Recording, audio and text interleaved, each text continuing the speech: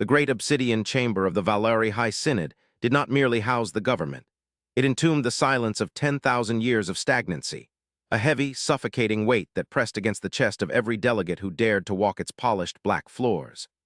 High Counselor Varric stood at the apex of the sensory gallery, his multifaceted eyes reflecting the swirling nebulas projected onto the domed ceiling, though his mind was far from the celestial beauty above.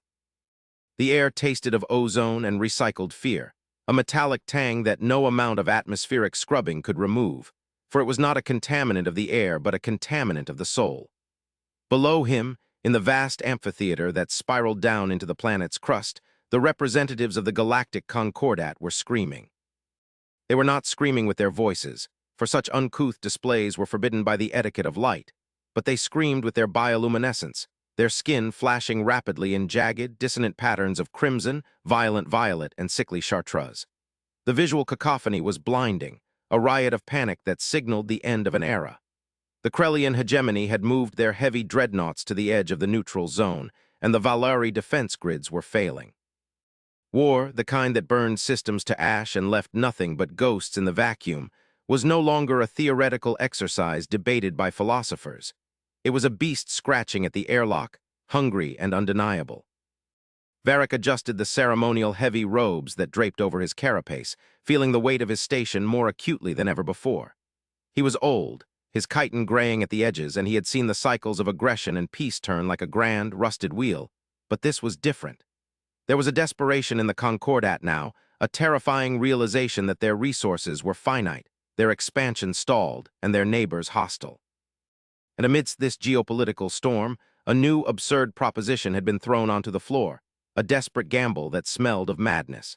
The representative from the Outer Rim, a frantic, slender creature named Yluth, had dared to suggest petitioning the Silent Sector. The very idea was blasphemy. The Silent Sector was a graveyard, a region of space wrapped in gravimetric distortion and radiation storms so intense that sensors simply returned static. It was the place where the maps ended. It was the place where, according to the oldest, most fragmented databanks, a species known as humanity had once existed before receding into the dark, presumably extinguishing themselves in a paroxysm of nuclear fire or biological collapse. They were the forgotten. To invoke them was to invoke dust. The logic is flawed, Varric projected, his thoughts amplified by the Neuralink so that they resonated directly in the minds of the thousands gathered below. The psychic weight of his voice quelled the flashing lights for a moment, bringing a sullen dimness to the chamber. You speak of myths, Yluth. You speak of the Terran remnants as if they are a sleeping giant. History teaches us they were a volatile, short-lived spark. They burned bright, consumed their world, and died. To send an emissary into the Silent Sector is to waste a ship when we need every hull on the Krellian line. We are not children frightening ourselves with ghost stories. We are the architects of the galaxy, and we must face our extinction with dignity, not by chasing phantoms.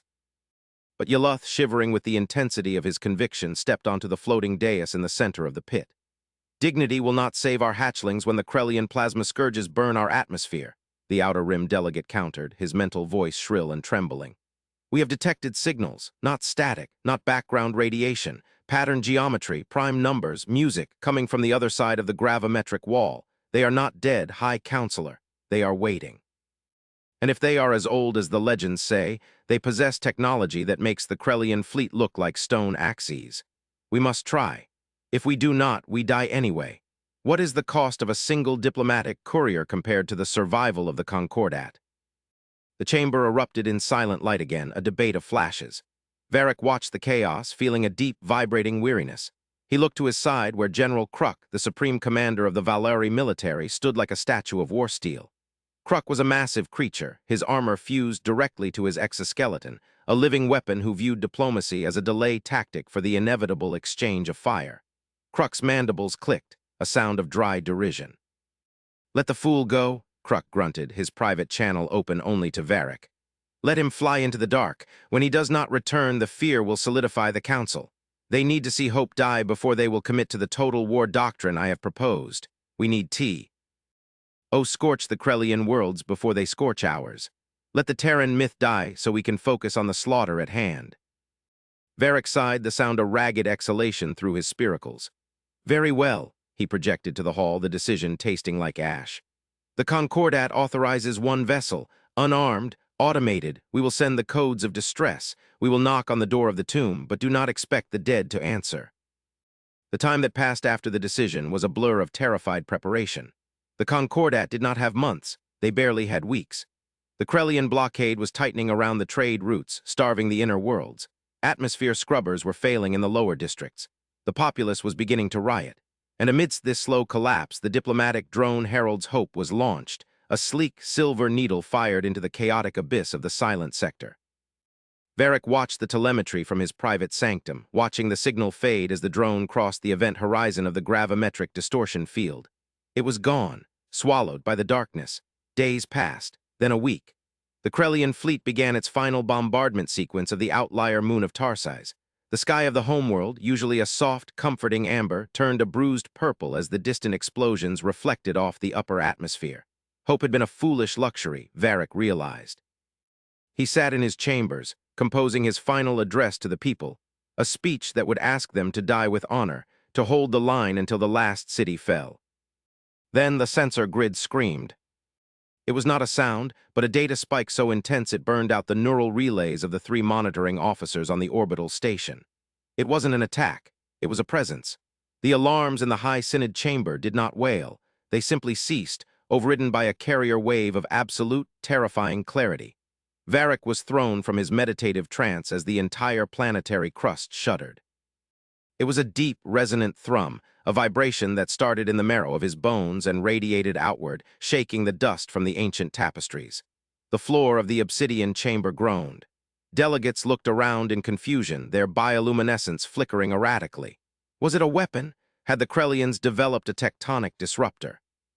High Counselor, General Kruk burst into the chamber, his armor scorched from a skirmish on the perimeter, his eyes wide with a frantic mixture of rage and disbelief. The sensors! The sky! Look at the sky! Varric ran to the grand viewing port. The amber sky was gone. In its place was a shadow that stretched from horizon to horizon. Something had arrived in high orbit, something so massive that it displaced the solar wind and cast the entire hemisphere into twilight. It was not a ship in the conventional sense. It had no engines, no exhaust ports, no visible weaponry. It was a monolith of matte black geometry, a perfect rectangle of void material that absorbed all light, hanging silently above the capital city. It dwarfed the largest Valeri dreadnoughts. It made them look like insects buzzing around a mountain. The sheer mass of the object was interacting with the planet's gravity well, causing the tides to swell and the tectonic plates to groan in protest. The Homeworld trembled, not from bombardment, but from the mere proximity of this celestial giant. "Identify," Varric commanded, his voice shaking. "Is it Krellian?" "Impossible," Kruk growled, reading the frantic data streams on his wrist comp.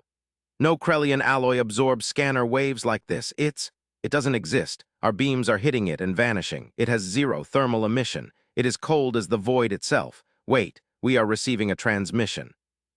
The chamber went deathly still. The vibration of the floor increased, a low-frequency hum that felt like a giant heart beating against the planet. The holographic dome flickered and died, replaced by a single, stark image. It was not a monster. It was not a warrior in power armor. It was a face. Soft skin, pale and scarred, 2 forward-facing eyes of piercing blue, a patch of fibrous hair on the head. It was a human. The face was unmasked, exposed, looking out from the screen with an expression of calm, almost bored, detachment. "This is High Admiral Vance of the Terran Reclamation Fleet," the voice spoke, translated instantly by the universal matrix into perfect High Court Valeri. The tone was not aggressive. It was the tone of a parent walking into a room where children were breaking furniture.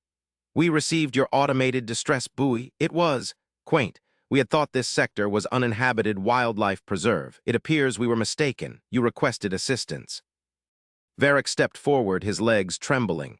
He had expected monsters or ghosts. He had not expected this mundane, quiet professionalism. "I am High Counselor Varric of the Valeri Dominion," he projected, gathering every ounce.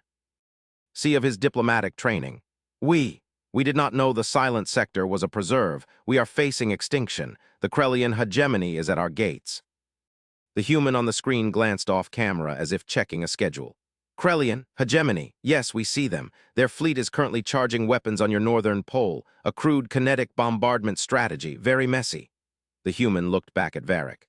We have not intervened in galactic politics for 3,000 years, Counselor. We prefer our solitude. However, the protocols of the ancient compact, which you likely have forgotten, mandate that we prevent civilization-level collapse within our borders. And you are, technically, squatting within the perimeter of the Sol Bastion. Squatting, Kruk roared, stepping into the pickup field. We have ruled these stars for 50 generations. Who are you to call us squatters? If you have power, use it. Destroy the Krellians or leave us to our fate. The human's eyes shifted to Kruk. There was no anger in that gaze, only a terrifying biological assessment. Conflict is your primary language, understood. We will not destroy them, General. Destruction is wasteful. We will. Adjust the parameters of the engagement. Stand by. Do not launch interceptors. Do not activate your shields. They will interfere with the suppression field. Suppression field? Varric asked, but the transmission cut. The view outside the window changed. The massive black monolith pulsed once. It was a pulse of light so pure and white that it blinded the sensors for a microsecond. Then a ring of energy expanded from the ship, washing over the planet and expanding outward into space. It passed through the orbital stations, through the Valeri defense platforms, and out toward the encroaching Krellian fleet. Varric flinched, expecting pain, expecting the electronics to fry, but nothing happened. The lights stayed on. The hum continued. "Report," Kruk barked. "Sir," the comms officer's voice was thin, bordering on hysteria. "The Krellian fleet. They have stopped." "Stopped firing?" "No, sir, they have stopped moving. Everything. Their engines, their life support cycles, their weapon charging sequences, they are drifting, the energy reading. It's absolute zero-point stasis. That wave. It froze the local space-time around their ships. They are trapped in a temporal bubble." Varric stared at the black monolith. It had neutralized the greatest threat in Valeri history in less than 10 seconds without firing a single shot, without spilling a drop of blood. It had simply pressed pause on the war. The realization hit him with the force of a physical blow. The humans had not been hiding because they were weak. They had been hiding because they were gods, and they didn't want to break the rest of the universe. The hours that followed were a masterclass in humility. A shuttle descended from the monolith. It was a simple craft, blocky and utilitarian, lacking the ornate curves of Valeri aesthetics or the jagged aggression of Krellian design. It landed in the grand plaza outside the Synod, crushing the decorative mosaic tiles under its heavy landing struts. The ramp lowered and a delegation walked out. There were 5 of them. They wore no power armor, no energy shields. They wore simple gray tunics and trousers with heavy boots.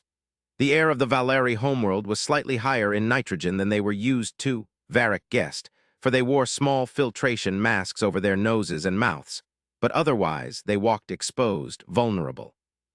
Or so it seemed. Varric met them at the base of the great stairs, surrounded by his terrified guards. The lead human, a woman with silver hair and eyes like flint, bowed slightly. "I am Ambassador Alara. You have created quite a noise, Counselor. Waking the neighbors is rarely polite." We apologize," Varric stammered, his mind struggling to reconcile the fragile appearance of these beings with the god machine orbiting above. "The threat was existential. We had no choice." "There is always a choice," Alara said softly, her voice amplified by a collared device. She looked around at the towering spires of the city, at the panicked crowds held back by energy barriers. "You have built a beautiful culture here. It would be a shame to see it reduced to slag because 2 children could not agree on how to share the sandbox." "Children?" Kruk bristled, his hand hovering near his sidearm. "The Krellian fleet has burned a dozen worlds. We are warriors, not children." Alara turned to the general. She did not look up at him, though he towered over her by a meter. She simply looked through him. "General, the weapon you carry on your hip utilizes unstable plasma compression. It has an effective range of 400 meters and a misfire probability of 0.03%. The ship currently in orbit, the Aegis, carries a singularity projector capable of collapsing this star into a black hole. We use it for waste disposal and mining. Please, do not speak to me of warriors. We outgrew war when your ancestors were still swimming in the primordial oceans." The silence that followed was heavy enough to crush a starship. Kruk slowly moved his hand away from his weapon. The logic was undeniable. The arrogance was earned. "We invite you to the chamber," Varric said, gesturing up the stairs. "We must discuss the stasis. What will happen to the Krellians, and what do you want from us?" "We want nothing," Alara said, beginning to climb the stairs. Her movements were fluid, efficient. We are merely gardeners pulling weeds, but since we are here and since you have breached the silence, we must assess your species. If you are deemed a threat to the stability of the galactic membrane, we will have to quarantine you. If you are deemed promising, we may offer guidance. The Krellians will remain in stasis for 3 standard rotations. Enough time for their tempers to cool and their life support to recycle. Then we will release them. If they fire again, we will disassemble their ships, atom by atom. The debate in the council chamber that followed was unlike any in history. The Valeri delegates, usually loud and chaotic, sat in stunned silence as the humans explained the history of the galaxy, the real history. They spoke of the precursor wars, of the great filter that wiped out civilizations, and how humanity had survived by retreating, by turning inward, by focusing on ascension rather than expansion. They explained that the silent sector was not empty. It was full of Dyson swarms, matryoshka brains, and realities folded into pocket dimensions. Humanity lived in a paradise of their own making, watching the younger races from behind the curtain. But as the hours wore on, Varric noticed something. The humans were anxious. Alara kept checking a device on her wrist. The other members of her team were constantly scanning the floor, the walls, the very air of the chamber. They weren't scanning for bugs or weapons. They were scanning the planet. "Is something wrong, Ambassador?" Varric asked during a lull in the proceedings. "You seem distracted." Alara looked at him, and for the first time the mask of calm slipped. There was fear in her eyes, not fear of the Valeri, but fear for them. "Counselor, why did you choose this planet for your capital? Why this specific world?" "It is our cradle," Varric said proudly. "We evolved here. The Sanctum of Echoes," he gestured to the chamber, "is built upon the ruins of the first ones. We do not know who they were, but the geometric perfection of the foundation resonated with our ancestors." Alara went pale. She tapped her wrist link. "Command, this is ground team. It's confirmed. They built directly on top of the capstone. I repeat, the civilization is sitting on the capstone." "What does that mean?" Kruk demanded. "What is a capstone?" Alara turned to the assembly. Her voice was no longer diplomatic. It was a command. "Listen to me closely. You believe you called us here because of the Krellian War. That is incorrect. We came because your distress signal utilized a specific harmonic frequency, a frequency that can only be generated by the activation of precursor technology. You didn't just call for help, you woke something up." The trembling returned. This time it was not the gentle hum of the Aegis in orbit. It was a violent, grinding shudder that originated from deep within the planet's core.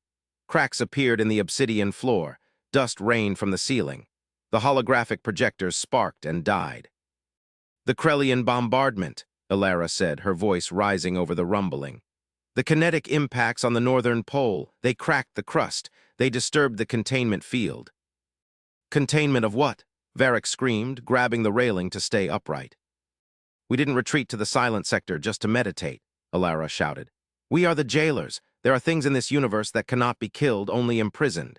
Eons ago, before your species crawled from the mud, we fought a war against the entropic swarm, entities of pure hunger that feed on consciousness. We couldn't destroy the Alpha, so we buried it. We buried it inside a dead planet, sealed it with gravity locks, and left it to sleep for eternity." She looked at Varric with infinite pity. "We didn't know life would evolve on the prison. We didn't know you would build your capital on the lock." The floor of the amphitheater exploded. It was not magma that erupted, but a shadow. Tendrils of black smoke, darker than the void, lashed out, whipping through the air. Where they touched stone, the stone crumbled to dust. Where they touched flesh, the Valeri delegates screamed as their bodies withered into husks in seconds. The entropic Alpha was waking up. It was a creature of non-matter, a dimensional horror that defied physics. Panic erupted. The delegates trampled each other trying to reach the exits. The Krellian threat was forgotten. This was a threat to life itself. "Pull them out," Alara shouted into her comms. "Activate the Omega Protocol." "We cannot leave," Varric shouted, grabbing Alara's arm.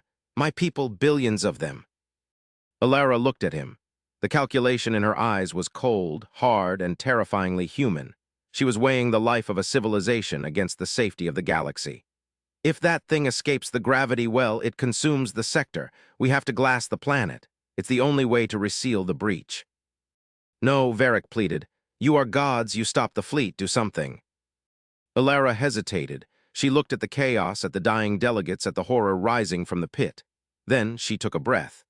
"Command, belay the Omega Protocol. Initiate the stellar anchor. We are going to stabilize the planet. Ambassador, the voice from the ship crackled, the strain on the Aegis will be catastrophic. We risk hull fracture. Do it, Alara screamed. Then the true power of humanity was revealed. It was not in their ability to destroy, but in their capacity to endure. The Aegis in orbit descended into the upper atmosphere. The sky turned into a sheet of fire as the massive vessel entered the clouds. It didn't fire weapons. Instead, it fired grappling beams, massive tethers of hard light that slammed into the planet's surface at key geometric points. The ship was literally strapping itself to the world. They are anchoring the tectonic plates, Kruk whispered, watching the data feed, his warrior's mind unable to comprehend the scale of the engineering. They are physically holding the planet together. Inside the chamber, the human team moved. They didn't run away. They ran toward the pit. Alara and her guards drew weapons, not guns, but staffs that emitted blinding white light. They formed a perimeter around the breach. Get behind us, Alara ordered the Valeri. Do not look at the entity, its geometry causes madness. The humans stood shoulder to shoulder, a thin line of gray against the rising tide of darkness. The entropic tendrils lashed out, striking the barriers the humans projected. The impact sounded like thunder. The humans grunted, their knees buckling under the psychic and physical weight of the assault. They were holding back a god monster with nothing but technology and will. Varric watched from the upper balcony, mesmerized. He saw a human guard take a hit from a tendril, the man's shield shattered, and he was thrown across the room, blood spraying from his mouth. But another human stepped into the gap instantly. They were methodical.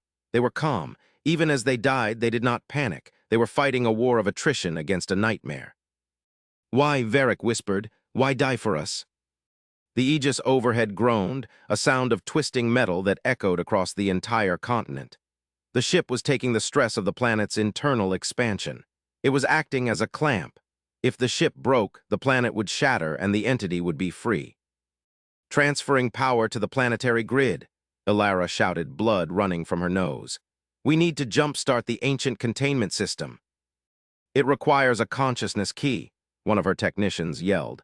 The interface is psychic. It needs a mind to bridge the circuit. Alara looked at the pit. I'll do it. You'll burn out. Do it.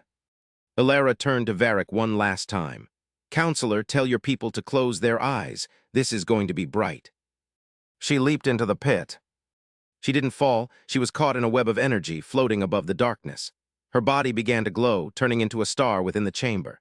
She screamed, a sound of pure agony and power as she forced her mind to interface with the ancient precursor machinery buried in the planet's core. The human soul, Varric realized, was not just a biological accident. It was a reactor. It was a weapon of such intense brightness that it could burn back the dark. The Aegis fired a final beam directly into the Synod building, striking Alara. The connection was made. The planet let out a final, deafening scream, the tremble that the legends would speak of for 10,000 years.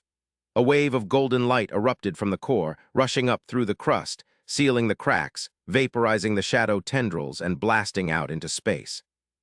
The entropic entity shrieked and was dragged back down into its prison.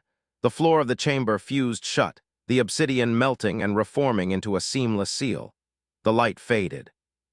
Silence returned to the sanctum of echoes. Varric stood up, coughing in the dust. The chamber was a ruin, but the entity was gone. The Krellian fleet was still in stasis in orbit. The Aegis hung low in the sky, smoke pouring from its flanks, scarred and battered, but unbroken. In the center of the room where the pit had been, Alara lay on the floor. Her uniform was scorched, her hair singed. Varric ran down the stairs, ignoring dignity, ignoring Pro. Takal, he knelt beside her. She was breathing but barely. Her eyes opened, the blue irises faded to a dull gray. Did it hold? She rasped. It held, Varric said, tears leaking from his eyes. You held it, you saved us, you saved everyone. She smiled weakly. Good, now, about that treaty, we're going to need a lot of tea. The aftermath was a cultural paradigm shift that shattered the Concordat. The Krellian fleet was released from stasis, and upon reviewing the sensor logs of what had happened on the surface, they immediately signed an unconditional armistice. Who would dare fight a species that wrestled planetary gods into submission? The Valeri Homeworld was declared a protected heritage site under the joint custody of the Terran Reclamation Fleet and the Valeri Dominion. But the biggest change was psychological. The galaxy had thought humans were forgotten, weak, a dying ember. They learned that the humans were the quiet custodians of the dark, the ones who stood on the wall and watched for the monsters. They didn't seek empire. They didn't seek wealth. They sought only to hold the line. 6 months later, Varric stood on the repaired balcony of the Synod. The sky was amber again. A new structure had been built in the plaza, a statue of a human, not in armor, but in a simple tunic, hand outstretched. Ambassador Alara stood next to him. She had recovered mostly, though she walked with a cane and her hands sometimes trembled. "They call you the Titans now," Varric said, looking at the statue. "The slumbering giants." Alara laughed softly. "We aren't giants, Varric. We're just tired. We've been fighting the entropy for a long time. It was nice to have someone else notice for once." "You could rule this galaxy," Varric said. "With one ship you brought the Concordat to its knees. Why do you hide? Why stay in the silent sector?" Alara looked up at the stars, toward the dark patch of space where Earth lay hidden. "Because power corrupts, Varric. We learned that lesson on our own cradle. If we ruled you, we would eventually destroy you. It is better to be the forgotten myth, the monster under the bed that scares the other monsters away. We don't want to be your kings. We just want to be your neighbors." She turned to leave, the setting sun catching the silver in her hair. "But Varric, keep the noise down. Next time you wake us up, we might just put you in timeout." Varric watched her go. The homeworld trembled slightly, a subtle vibration from the planetary stabilizers the humans had left behind, a constant, rhythmic reminder that they were safe. The humans were gone, back to the dark, but the galaxy would never be the same. They were no longer the forgotten. They were the foundation. And as Varric looked at the stars, he felt a strange new emotion. It wasn't fear. It wasn't arrogance. It was gratitude. The galaxy was a dark forest, filled with predators. But for the first time in history, the Valeri knew that there was a ranger walking the woods, carrying a lantern and a big stick, ensuring that the fire remained lit. And that was enough. The council session resumed the next day. The screaming lights were gone. The panic was gone. When the delegates spoke, they spoke in hushed, respectful tones, measuring their words, aware of the weight of their actions. For they knew that above them, beyond the sensors, in the deep black, the humans were listening, and they would never, ever make the mistake of underestimating the silence again. Deep in the void, aboard the Aegis, Admiral Vance watched the hologram of the Valeri world slowly rotate. "Stabilization complete," he noted. "The entity is dormant, quarantine re-established." "Damage report," he asked his XO. "Hull integrity at 40%, the XO replied. "That gravity well did a number on the keel. We need dry dock." "Set course for Sol," Vance said, leaning back in his chair. "Let's go home. I think we've earned a few centuries of quiet." The massive ship turned, slowly, majestically, and engaged its drive. It didn't accelerate. It simply ceased to be there, slipping into the folds of reality, leaving only a ripple in the fabric of spacetime. A ripple that washed over the Valeri system like a gentle wave, a final goodbye from the ancient guardians. Back on the surface, a young Valeri child looked up at the night sky.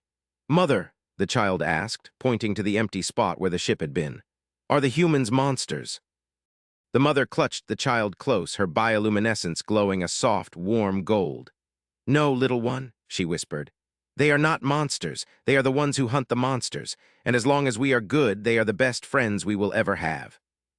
The wind swept across the obsidian plains, carrying the dust of history and the promise of a future, no longer trembling with fear, but vibrating with a newfound, unshakable hope. The humans had returned to the shadows, but the light they left behind would burn for 1,000 G. Narrations. The silent sector was silent once more, but it was a silence of peace, not of death. And in the high halls of the Synod, the records were updated. Status of humanity, active. Threat level, absolute. Designation, the shield. And the galaxy spun on, safe in the knowledge that it was not alone in the dark.